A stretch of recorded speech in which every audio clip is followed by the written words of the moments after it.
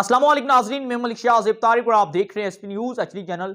मुल्तान के एक निजी कॉलेज जिसका नाम super wing group of college है, वहां पर एक डांस पार्टी नहीं बल्कि एक मुजरा किया गया, गंदे गाने पर डांस की गई। वहां पर तुलबा तलबात बैठे थे और कौम का फ्यूचर वाली वो बेटियां वहां पर डांस कर रही थी।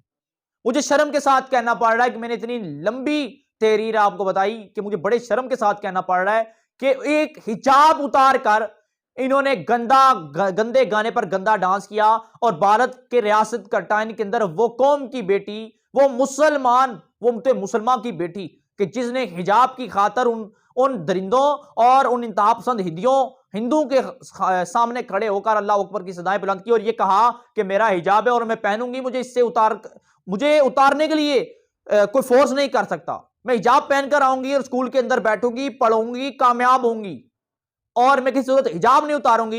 मैं अल्लाह से डरती हूं और मुझे किसी चीज का डर नहीं है।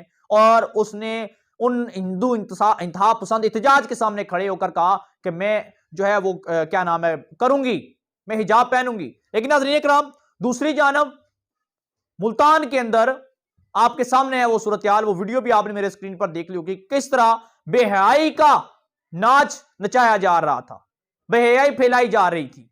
नाज़रीन इकराम, इस सूरत हाल के बाद सोशल मीडिया पर एक टॉप ट्रेंड सा बन चुका है। सोशल मीडिया सार्फिन बड़े एहतजाज हैं। एक तरफ भारतीय रियासत की वो वीडियो सामने रखकर, दूसरी तरफ अपने ही पाकिस्तान की मुल्तान की वो वीडियो रखकर पूरी कौम का सर शर्म से झुक चुका है कि हमारे तालीमी इदारों के अंदर ये तालीम दी जा रही है। आप क्या राय देते हैं जरूर दीजिएगा। चैनल को सब्सक्राइब कर लीजिएगा ताकि हर आने वाली वीडियो आप तक पहुंचती रहे। इजाजत दीजिएगा, अल्लाह हाफिज।